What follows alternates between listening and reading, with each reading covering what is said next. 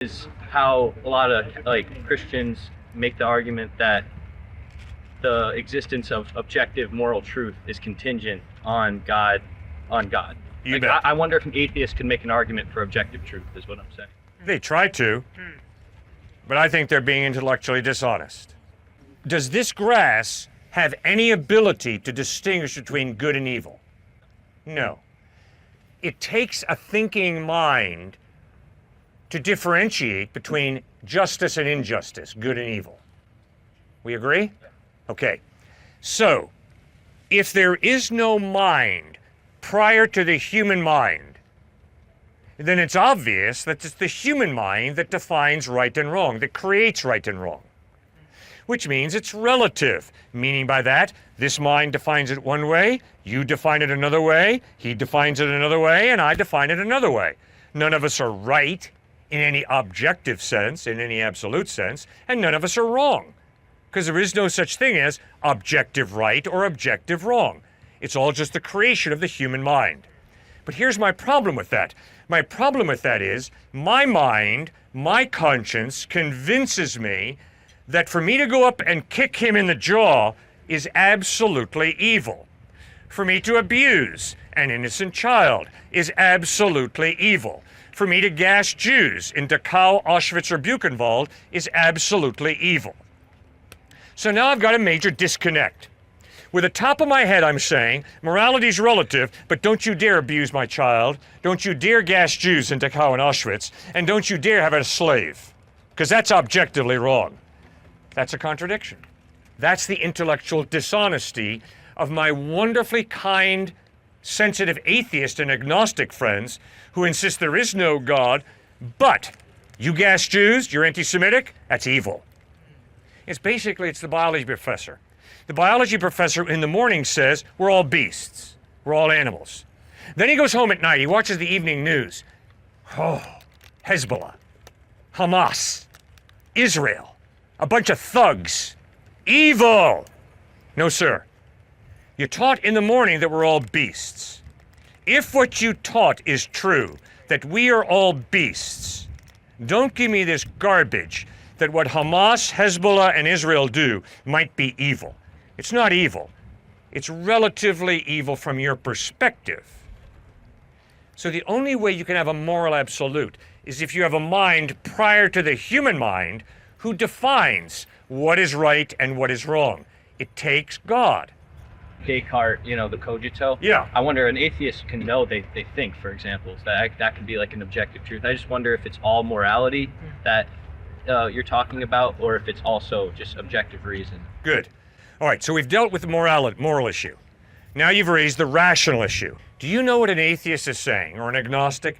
An atheist or an agnostic is saying the rational comes from the irrational.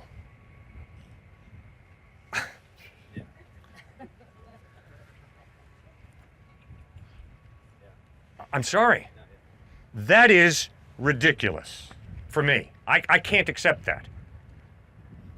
Every time in my observation of reality, rational comes from rational. Rational never comes from the irrational. That is a piece of evidence for me of God's existence. The rational mind is clearly pointing us to some type of rational being who created us with this amazing power to reason. Does that make sense? Yeah. See, sir, if I believe that reason comes from non-reason, that's a miracle. The only problem is, if I'm an atheist or an agnostic, there's no miracle worker in the plan. That's why it's far more reasonable, not that I can prove God, I cannot prove God, but it's far more reasonable for me to believe, in the beginning, God, rational being, creates us with rational minds, and we, by exercising our rational minds responsibly, can get in touch with reality. And that's cool. And that's reality, friends, as I experience it. Now, if your experience is different, please tell me. But I don't think anybody can show me how reason comes from non-reason. Stuart, what do you think? So just like mathematical laws exist, and we can creatively pursue the mathematical process to work out numbers or scientific laws as well, moral laws exist as well. All right, well, if we're saying they're objective, sure, a moral Platonist who would say there is no God would say, oh, they just exist up there, somehow, some way. The person who is the evolutionist just says, they don't really exist, it's just a moral feeling. So there's no obligation. The Christian would say, as well as a Muslim would say it too, most likely, would say objective morality exists. You should never treat the person the way you did when you kicked him in the face. Never, under any circumstances, should you ever kick that person in the face. The evolutionist would say, well, that's just your feelings. The moral Platonist, who's the atheist, would say, yeah, that's objective morality. But again, no one's really saying that you ought not to do that. Because then if you say ought, if you say evil, those are inherently religious terms, ushering in a type of personal God who's created a personal moral agent to make the decisions rationally to not commit certain crimes. See, that's why I believe you need a personal creator. To create a personal human being to say there's accountability for you, that you should not do certain forms of evil. See, in our society today, I love it. I absolutely love it when people say, yeah, I'm an atheist and I want good without having to name evil. Yeah. Because as soon as when I have to name evil, now to say that that's objectively wrong and bad. When I was having a conversation with someone where they were saying 1 + 1 might not equal 2, it might be subjective. Right. So I'm wondering, since a lot of people are atheists, how would you make the argument for objective reason without using God as a part of that, as a building piece to that? How is there a way you could argue for objective truth still? I have never heard it. Okay. Atheists are trying to look at morality from a scientific point of view, redefining terms, and saying that you could get your morality certainly just from science, like everything else. Scientism is the only way you connect yourself to the truth is through science. All right, we all know that that's ridiculous. You guys here are not pursuing truth just through science, right? Even you scientists, you're not pursuing truth just through science. There is no science out there. There is only scientists. Only scientists interpreting in certain ways, theorizing, hypotheses in certain ways. Sorry. See, everybody always thinks there's just science. No, there's faith, there's theory, exactly, and there's hypotheses. There's next to nothing you can prove in this world, even in the lab. So there's so much of this takes faith and belief, whether you're a theist or an atheist.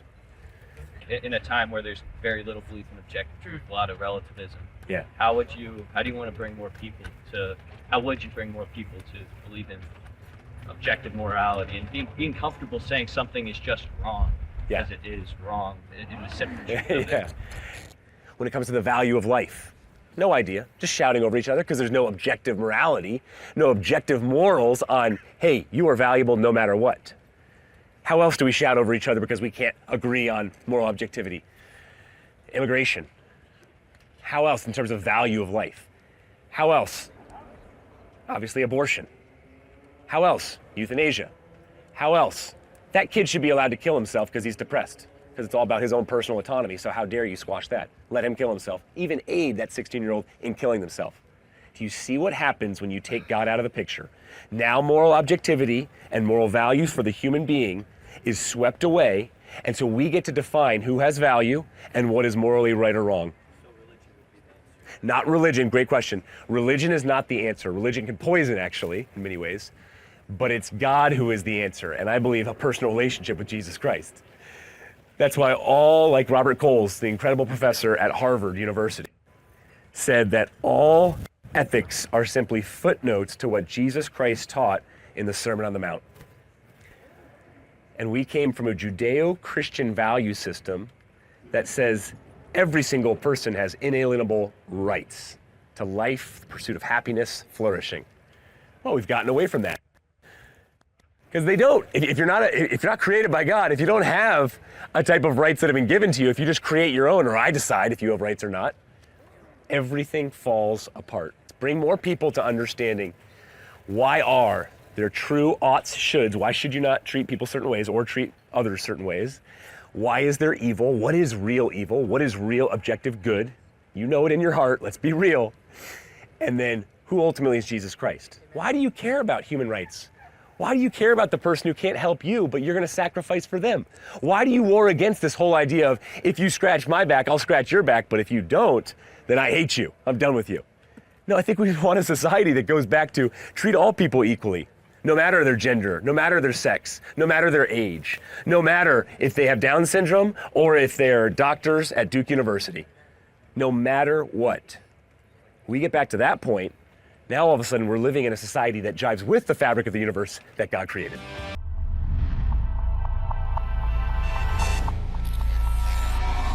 In the dialogue above, the speakers advance the argument that objective morality and rationality cannot be coherently grounded without a prior rational mind, and I find this argument to be philosophically forceful, though not immune to critical examination. This section marks a decisive shift in the dialogue. The conversation moves from questions of personal faith and cultural expression into the deeper terrain of moral ontology and epistemology. The central claim is bold. If there is no mind prior to the human mind, then concepts such as objective good, evil, justice, and moral obligation collapse into subjective preference. This is not presented merely as a theological assertion, but as a logical consequence of naturalistic assumptions. The argument begins by exposing what the speakers identify as an internal contradiction within moral relativism. On the one hand, the relativist claims that moral values are human constructions shaped by biology, culture, or personal perspective. On the other hand, the same individual often reacts to acts such as child abuse, genocide, or systemic injustice with moral outrage that presupposes objective wrongness. The force of this critique lies not in emotional appeal, but in logical tension.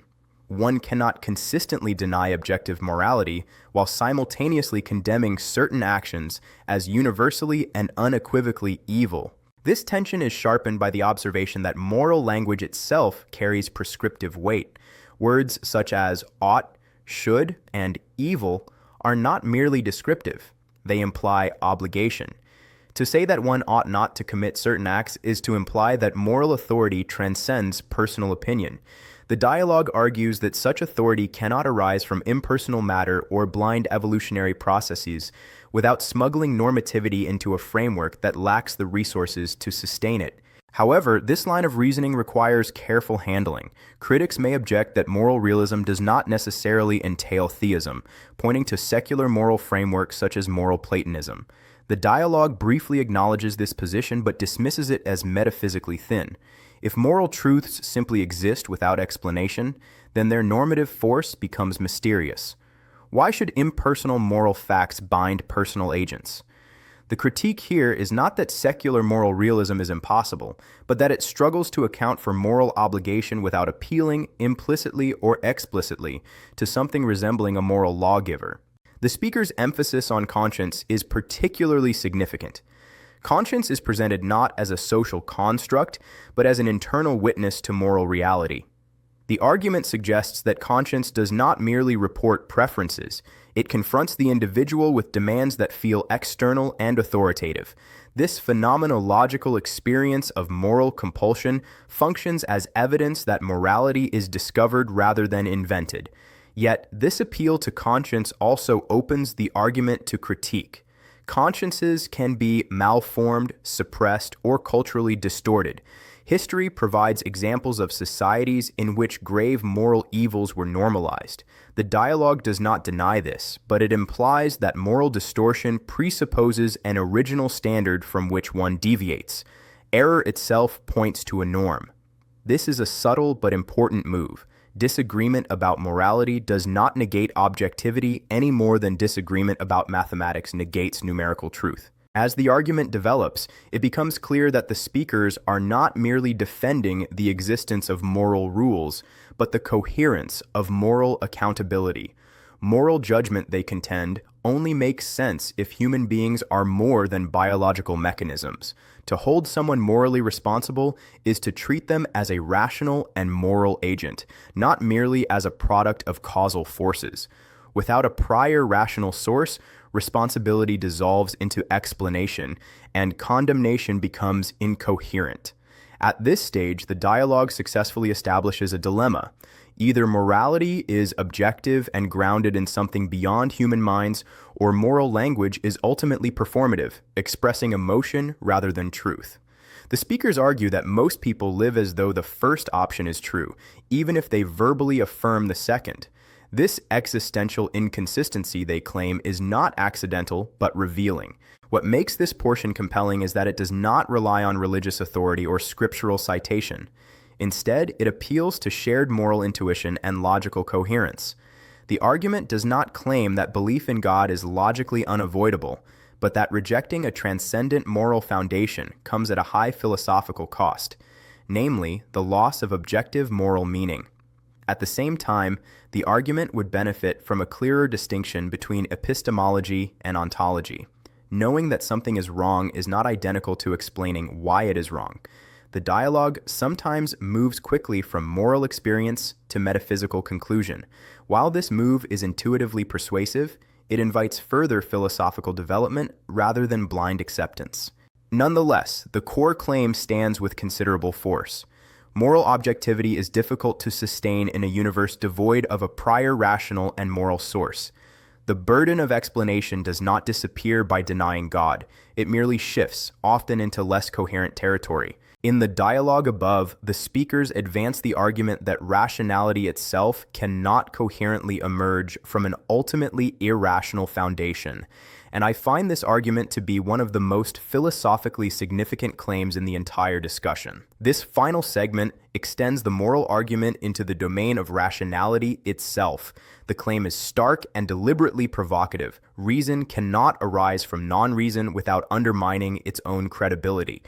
The speakers are not merely asserting that atheism is false, but that certain naturalistic explanations render human reasoning epistemically suspect. If our rational faculties are the unintended byproducts of non-rational processes aimed solely at survival, then the trust we place in those faculties becomes difficult to justify. The argument does not deny evolutionary processes. Rather, it questions their sufficiency as an ultimate explanation for rational normativity. Survival value and truth-tracking ability are not identical. A belief can enhance survival while remaining false. If this is the case, then appealing exclusively to evolutionary origins does not explain why human reasoning should be oriented toward truth rather than utility. Rational obligation, like moral obligation, appears to exceed the explanatory power of blind causation. This line of reasoning introduces a profound epistemological concern. When individuals assert that all beliefs are products of non-rational forces, they inadvertently undermine the credibility of that very assertion. If reason is merely the outcome of irrational processes, then the distinction between rational inference and conditioned response becomes blurred. The dialogue rightly identifies this as a form of self-referential instability. A worldview that dissolves reason at its foundation cannot consistently rely on reason to justify itself. The analogy with mathematics and scientific laws is particularly instructive. Mathematical truths are not invented by human minds in the way conventions are. They are discovered.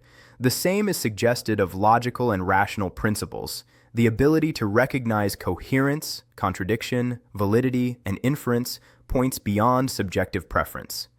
These structures appear to be features of reality itself, not artifacts of human psychology. The argument follows that if rational order exists, it is more coherent to suppose a rational source than to attribute it to chance. Critics might object that this reasoning commits a category error by personifying rational order. One could argue that rational structures simply exist as brute facts. However, the dialogue challenges this move by asking whether such brute rationality can ground obligation. To say that one ought to reason logically implies accountability to a standard. Standards, unlike mere regularities, carry normative force. Explaining normativity without reference to agency remains an unresolved problem in non-theistic frameworks. The speakers also touch on the limits of scientism. Science, valuable as it is, presupposes rational agents, logical consistency, and trust in cognitive faculties. It cannot, without circularity, justify those very presuppositions. The insistence that science alone delivers truth is itself a philosophical claim, not a scientific one. By exposing this, the dialogue reframes the debate. The issue is not science versus faith, but whether any worldview can justify the rational tools it depends upon. As the discussion turns towards societal consequences, the argument broadens from abstraction to lived reality. When objective reason and morality are denied, public discourse fragments into competing assertions of power and preference. Disagreements over human value, rights, and dignity become irresolvable, not because people are insincere, but because they lack shared ontological grounding. The dialogue suggests that this fragmentation is not accidental, but symptomatic of a deeper philosophical vacuum. Importantly, the speakers distinguish God from religion. This distinction prevents a common misunderstanding. Religion, understood as institutional practice, can indeed distort or corrupt moral insight. The claim advanced here is not that religion saves rationality or morality, but that a personal, rational source of reality provides a coherent foundation for both. This move reframes the argument away from sociological critique and toward metaphysical explanation. At its core, this section argues that reason is not self-sustaining in a closed material system. To trust reason is already to assume that reality is intelligible. To affirm intelligibility is to gesture toward an intelligent ground of being. This does not constitute a mathematical proof of God, nor does it claim to eliminate all doubt. What it offers instead is a cumulative case. Rejecting a rational source of reality generates more explanatory problems than it solves. The argument concludes not with triumphalism, but with an appeal to coherence. The question is not whether one can live without believing in God, but whether one can consistently affirm moral obligation, rational truth, and human dignity while denying any transcendent foundation for them. The dialogue contends that such consistency is difficult, perhaps impossible to sustain.